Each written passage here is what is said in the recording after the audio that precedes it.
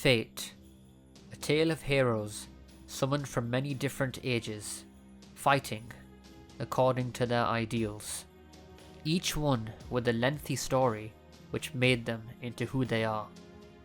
Throughout Fate Grand Order, we bear witness to many of these narratives, tales of revenge, tragedy, and overcoming insurmountable odds. But throughout all these stories, there's often a hero who remains unsung, one who bore witness to both the incineration and bleaching of humanity and overcame them. Their name is Fujimaru Ritsuka, humanity's final master. What I'm going to cover is not a true backstory, but rather a hypothesis, a what if Fujimaru had a backstory. This was translated by Speed on Discord, so thank you for that. What follows is material that Kinoku Nasu presented to the production staff for the Babylonia anime, and was released to the public in Wada Arco's second art memo titled Fujimaru's Character Development. Truly average, raised in a middle-class home, he had a childhood with a little hardship and no great rewards. Rather than being neutral and cold, he leans more towards good. He can't perform any good deeds or great feats on his own, but he's able to accept and honestly admire the good things that happen in front of him. He's a modern boy in his late teens, but because of his good upbringing, not because of his wealth, but because his parents did well raising him, his behaviour and way of thinking are very flexible. He's a person that can sense exactly how others feel. Nasu details a hypothetical that happened to Fujimaru at some point in his life, which helped shape him. It's March, just before Fujimaru enters high school, his new life. There's an old man who lives in the neighbouring house. He's always lived alone, and he's never associated with Fujimaru's family either. In the final week before that old man fulfills his natural lifespan, Fujimaru decides, for no big reason, to spend a few hours every day talking to him. You can think of it as a reason like, the helper who had been coming to take care of the old man didn't come, so he came as their substitute. The old man had experienced World War II. He had a family after the war, but they were estranged, and he had lived alone for 20 years.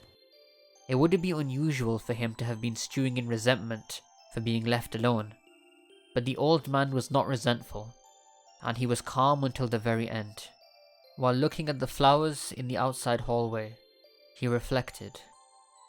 It was good, wasn't it? In reference to his life. By now, Fujimaru had grown to like the old man's personality, so he felt some doubt and indignation.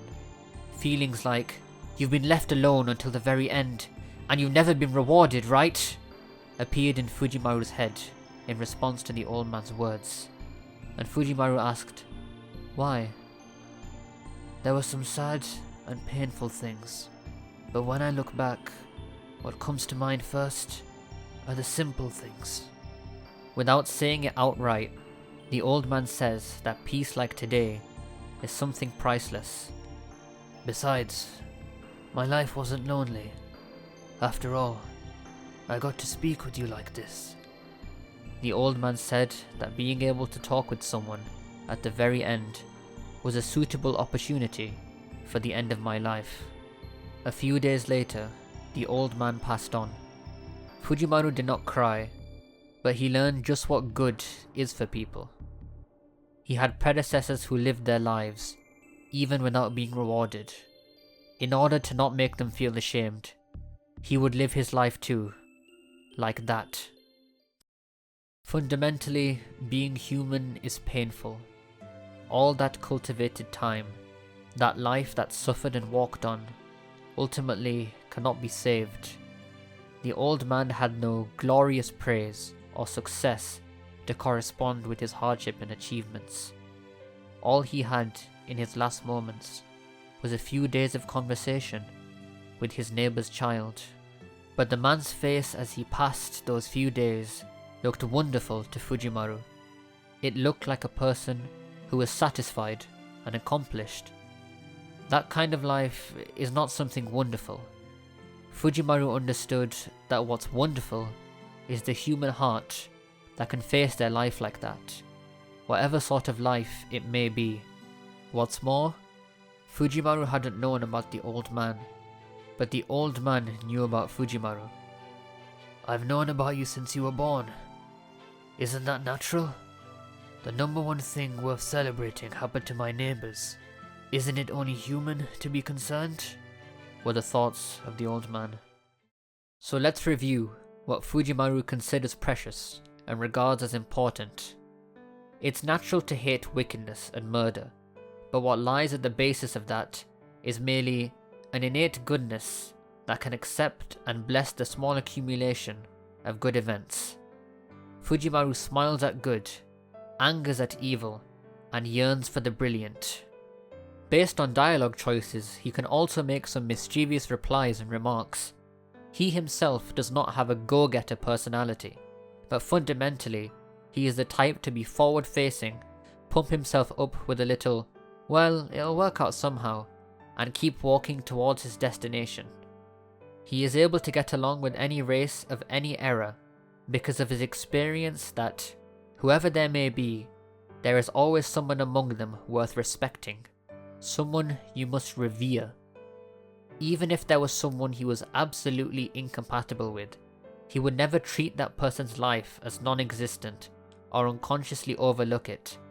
As much as he's had no talent as a magus, ever since the prologue, he's been honestly keeping up with survival training every day. Servants cannot exist without a master, so Fujimaru perceives survival as his duty and his greatest weapon. Fujimaru Ritsuka faces shadows of human history, divinity from the age of the gods, and cosmic horrors from beyond the planet's reach. And he does it all to live. That is the creed of humanity's best master. Thank you very much for watching this video on Fujimaru Ritsuka. It has been a long while since I uploaded, but I hope to be back making more content now that I have a ton of free time. So, until the next manifestation, where hope and despair gather once more.